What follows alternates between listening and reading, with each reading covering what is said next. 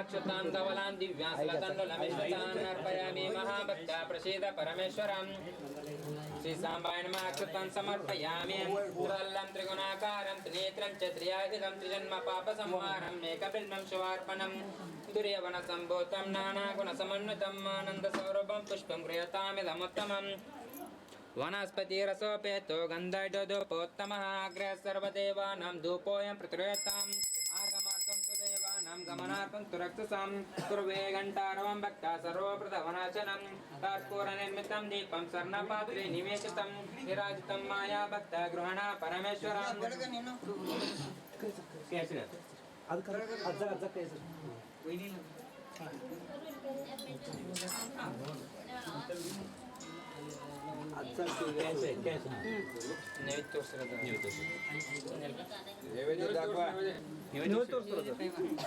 नैवेद्यं षड्रसोपेतं नानाभक्षसमन्वितं दधिक्षिरतोपेतं नैवेद्यं प्रतिगृह्यताम्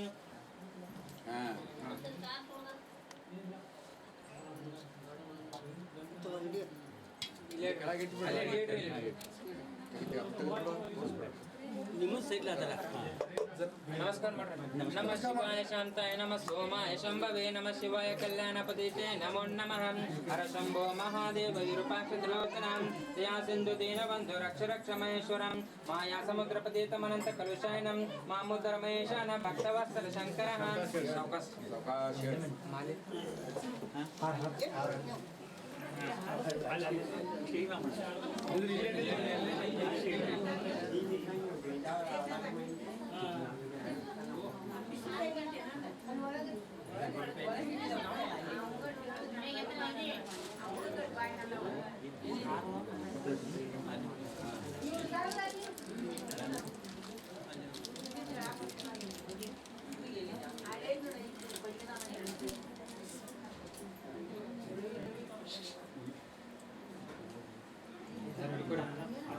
मंगलम दूरादुंडीशमोज्ज्वलनोपमिता कृते पावनगता मंगलम कुसुमचराशनानंदमिमानं कुसुमचराशनानंदमिमानं संतत्यारहर साधिविहारा मंगलम दूरादुंडीशमोज्ज्वलं नोपमिता कृते पावनगता मंगलम पनिपतिभूषण भूषितगात्रं पनिपतिभूषण भूषितगात्रं भूधरवर भवनान्दजी शोभा मङ्गलं दूरधुन्दीशमोज्ज्वलं नोपमिता त्रुते पावनदत्ता मङ्गलं कामितपरपुरु शास्त्रदसारां सारससमपद सोमकृतीला मङ्गलं यस्यूनां रूपाभ्यं या देवी सर्वमङ्गलं ते संस्नार्थं संस्कृत जय मङ्गलं जय नमः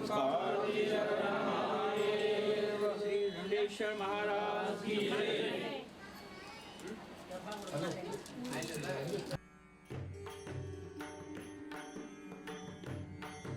जेथे जातो तेथे तू माझा सांगाती जेथे जातो तेथे तू माझा सांगाती चालविसी हाती धरुणिया चालविसी हाती धरुणिया जेथे जातो तेथे तू माझा सांगाती जेथे जातो तेथे तू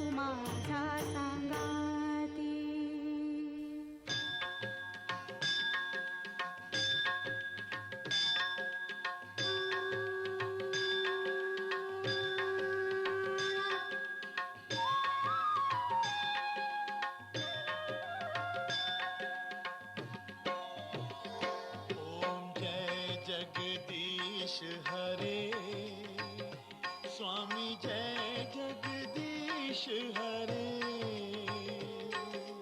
भक्त जनों के संकट दास जनों के संकट क्षण में दूर करे ओम जय जगदीश हरे ओम जय जगदीश हरे स्वामी जय जगदीश हरे भक्त जनों के संकट दास जनों के संकट क्षण में दूर करे ओम जय जगदीश हरे जो ध्यावे फल पावे दुख विन से मन का स्वामी दुख बिन से मन का सुख संपत्ति घर आवे सुख संपत्ति घर आवे कष्ट मिटे तन का ओम जय जगदीश हरे मात पिता तुम मेरे शरण गहूँ किसकी स्वामी शरण गहूँ किसकी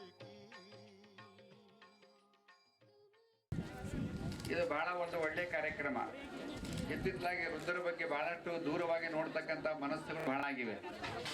ಸ್ವಲ್ಪ ಗದ್ದಲ ಮಾಡಬೇಡ್ರಿ, ಆಮೇಲೆ ಮಾತಾಡುವಂತ್ರಿ ನೀವು. ನಮ್ಮದು ಮಾತಾಡಿ ಮುಗಿದ್ಮೇಲೆ ನಿಮ್ಮದು ಎಟ್ಟರ ಮಾತಾಡುವಂತ್ರಿ, ಮೈಕ್ ಕೊಡ್ತೀವಿ ನಾವು ಆ ಕಡೆ. ಯಾಕಂದ್ರೆ ಈಗೆಲ್ಲ ಬಂದಿರ್ತೀರಿ, ಎಲ್ಲ ಹೊಸ ಮಂದಿ ಒಂದೇ ಕಡೆ ಕೂಡ್ತೀರಿ, ಮಾತು ಹೆಚ್ಚಾಗ್ತಾವ ನನಗೆ ಗೊತ್ತದ. ನನ್ನ ಮಾತು ಮುಗಿದ ಮೇಲೆ ಸಂಜೆ ತನಕ ಮಾತಾಡ್ರಿ, ಊಟ ಮಾಡ್ಕೋಂತ ಮಾತಾಡ್ರಿ. ಹಂಗ ಒಂದು ಬಹಳ ಒಳ್ಳೆ ಕೆಲಸ. ಹಿರಿಯರಿಗೆ ಗೌರವ ಕೊಡ್ತಕ್ಕಂಥದ್ದು ಭಾರತೀಯ ಸಂಸ್ಕೃತಿ ನಮಗ. ಈ ಭಾರತೀಯ ಸಂಸ್ಕೃತಿಯಲ್ಲಿ ಹಿರಿಯರಿಗೆ ಎಲ್ಲಿ ಗೌರವ ಕೊಡೋದಿಲ್ಲ ಅಲ್ಲಿ ಏನೂ ಸಿಗೋದಿಲ್ಲ ಅನ್ನೋದೊಂದು ಭಾವನೆ ಇದೆ. ಬಹಳಷ್ಟು ಜನರಿಗೆ ಹಿಂದಿನ ಕಾಲದಲ್ಲಿ ಒಂದು ವ್ಯವಸ್ಥೆ ಇತ್ತು. ಏನು ವ್ಯವಸ್ಥೆ ಇತ್ತು ಅಂದ್ರೆ ಕಣಗಳನ್ನ ಮಾಡ್ತಾ ಇದ್ವಿ ನಾವು. ಗೊತ್ತದ ಹಿರಿಯರಿಗೆಲ್ಲ, ಬಸರಗೌಡ್ರಂತವ್ರಿಗೆ ಇಲ್ಲ ಏನು ಹಿರಿಯರದವ್ರೆಲ್ಲ ಗೊತ್ತದ. ಈಗ ನಂಗೆ ರಾಶಿ ಮಿಷನ್ ಇದ್ದಿಲ್ಲ ಅವಾಗ. ಆ ರಾಶಿ ಮಿಷನ್ ಇಲ್ಲಾರ್ದ ಕಾಲಕ್ಕೆ ಮಕ್ಕಳು ಬಂದು ಆರತಿ ಮಾಡಿದ ಮೇಲೆ ಅದನ್ನೆಲ್ಲ ತೆಗೆದುಕೊಂಡು ಮನೆಗೆ ಹೋಗ್ತಕ್ಕಂಥ ಪದ್ಧತಿ ಇತ್ತು ಅವಾಗೆಲ್ಲ. ಅಂದ್ರೆ ಹಿರಿಯರಿಗೆ ಅಂದ ಗೌರವ ಇರ್ತಿತ್ತು. ಅದು ಈಗ ಏನಾಗಿದೆ ಅಂದ್ರೆ ಎಲ್ಲ ಮಿಷನ್ ಬಂದಾವ, ಎಲ್ಲ ಹೊಲದಿಂದ ಹಿಡಿದು ಮನೆವರೆಗೂ ಮಿಷನ್ ಬಂದಾವ ಎಲ್ಲ ಒಟ್ಟು. ಹಿಂಗಾಗಿ ಆ ಮಿಷನ್ ಊಟ ಮಾಡಿ ಮಾಡಿ ಮಾಡಿ ನಮ್ಮ ಮನಸ್ಸು ಮಿಷನ್ ಆಗಿಬಿಟ್ಟಿತ್ತು ಎಲ್ಲ ಒಟ್ಟು. ಹೊಟ್ಟೆ ಸಂಬಂಧನೇ ಇಲ್ಲ, ಒಬ್ರಿಗೊಬ್ರಿಗೆ ಸಂಬಂಧನೇ ಇಲ್ದಂಗೆ ಆಗ್ಯಾವ. ಆದ್ರೆ ಮುಗಳಿ ಒಳಗೆ ಮನೆ ಬಂಧುಗಳು ಅವ್ರ ಮಕ್ಕಳು ಎಲ್ಲ ಕೂಡ್ಕೊಂಡು ಅದೊಂದು ಬಹಳ ಒಳ್ಳೆ ಕೆಲಸ ಮಾಡಿದ. ನಾವು ಏನಾದರೂ ಅವ್ರಿಗೆ ಗೌರವ ಕೊಡೋದಿದ್ರೆ ವಯಸ್ಸಾದ ಮೇಲೆ ಅವ್ರನ್ನ ಎಷ್ಟು ಪ್ರೀತಿಯಿಂದ ನೋಡ್ಕೊಂತೀವಿ, ದೇವ್ರು ನಮಗೆ ಅಷ್ಟು ಒಳ್ಳೇದನ್ನೇ ಮಾಡ್ತಾನೆ. ಇದು ಬಹಳ ಮುಖ್ಯ ಇವತ್ತು. ಯಾಕೆಂದ್ರೆ ಆ ಪ್ರೀತಿನೇ ಇವತ್ತು ನಮಗೆ ದೈವತ್ವವನ್ನು ಕೊಡೋದು, ಆ ಭಕ್ತಿನೇ ನಮಗೆ ದೈವತ್ವವನ್ನು ಕೊಡೋದು. ನೋಡಿ ಎಷ್ಟು ಅವ್ರಿಗೆಲ್ಲ 60, 70, 75 ವರ್ಷಗಳಾಗಿದ್ದಾವೆಲ್ಲ. ಅವ್ರ ಹೊಲದಲ್ಲಿ ಆ ಕಾಲಕ್ಕೆ ಎಷ್ಟು ಕೆಲಸ ಮಾಡಿರ್ಬೇಕು ಅನ್ನೋದು ಸ್ವಲ್ಪ ಕುತ್ಕೊಂಡು ನಾವು ಚಿಂತನೆ ಮಾಡ್ಬೇಕು. ಈಗ ನಮಗೆಲ್ಲ ನೀರಾಗಿದೆ, ಈಗ ಸಾಕಷ್ಟು ನಿಮಗೆಲ್ಲ ಒಟ್ಟು ಏನೋ ಮಿಷನ್ಗಳು ಸಾಕಷ್ಟು ಬಂದಾವೆಲ್ಲ. ನಿಮಗೆ ಕಳಿ ತೆಗಿಯಕ್ಕೆ ಮಿಷನ್ನು, ಇದು ಹೊಡಿಯಕ್ಕೆ ಮಿಷನ್ನು, ಎಲ್ಲದೂ ಮಿಷನ್ ಈಗೆಲ್ಲ ಒಟ್ಟು. ಆಗಿನ ಕಾಲಕ್ಕೆ ನೇಗಲ ಅವರೇ ಸ್ವತಃ ಹೊಡಿಬೇಕಾಗಿತ್ತು, ನೀರಿದ್ದಿಲ್ಲ. ಮಳೆ ಬಂದಾಗಲೇ ನಾವೆಲ್ಲ ಕೆಲಸ ಮಾಡ್ಬೇಕಾಗಿತ್ತು ಅವರೆಲ್ಲ.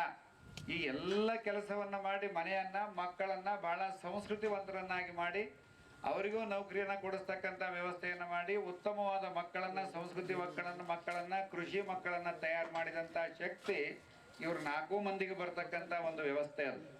ಅವರಿಗೆ ನಾವು ಕೊಡ್ತಕ್ಕಂಥದ್ದೇನು, ಅವ್ರದ್ದು ಒಂದೇ ಆಸೆ ಇರ್ತದೆ, ನಮ್ಮ ಮಕ್ಕಳು ಬಹಳ ಚಲೋ ಆಗಬೇಕು, ನಮ್ಮ ಮಕ್ಕಳು ಬಹಳ ಚೆನ್ನಾಗಿರ್ಬೇಕು, ಮನೆ ಚೆನ್ನಾಗಿರ್ಬೇಕು, ಉತ್ಪನ್ನ ಚೆನ್ನಾಗಿ ತೆಗಿಬೇಕು ಅನ್ನೋದೊಂದು ಆಸೆ ಇರ್ತದೆ.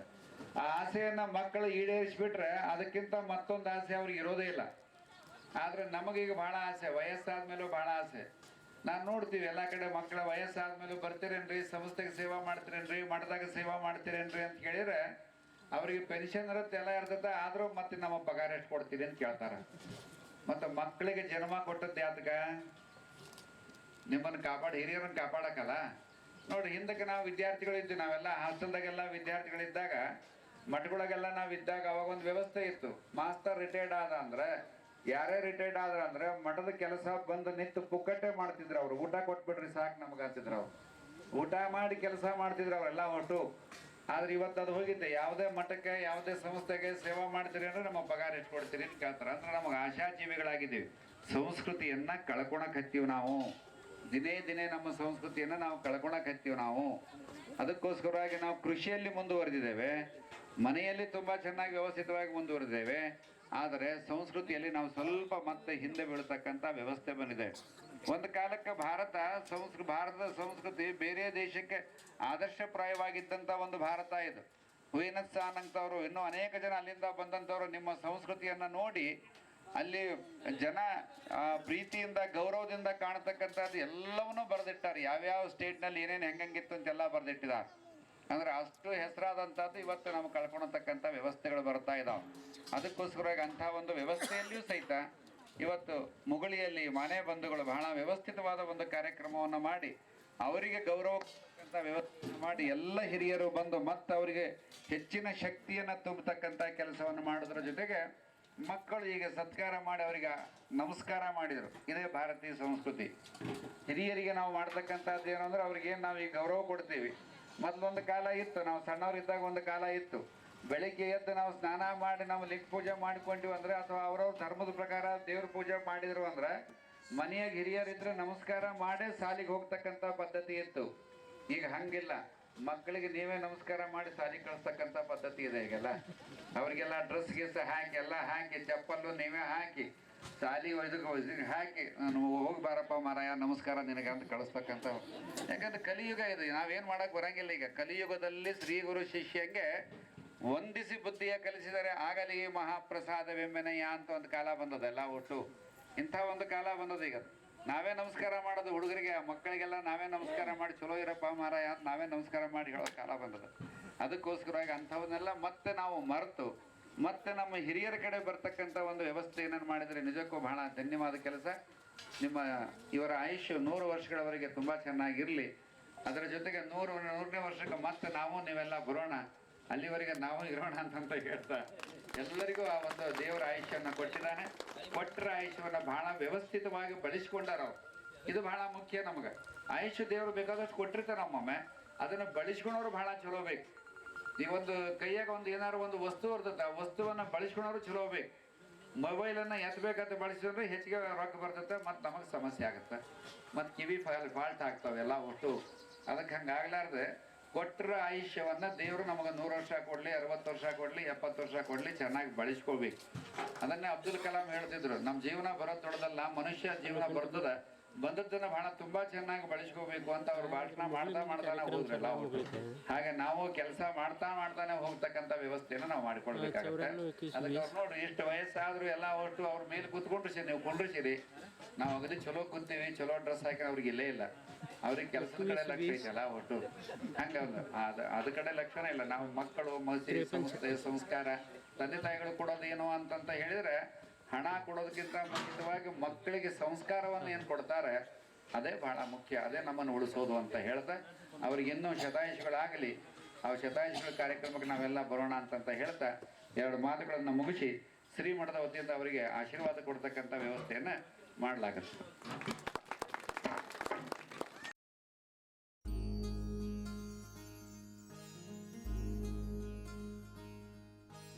मायेच्या हळव्या स्पर्शाने खुलते नात्यांच्या बंधात धुंद